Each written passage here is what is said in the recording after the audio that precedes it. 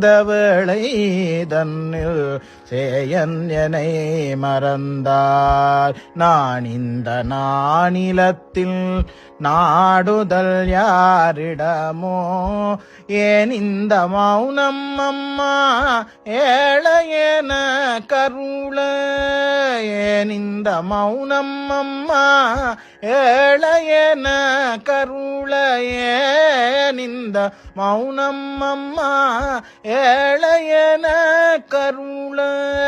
ஆனந்த பைரவியே ஆதரித்தாளும் அம்மா, ஆனந்த பைரவியே ஆதரித்தாளும் அம்மா.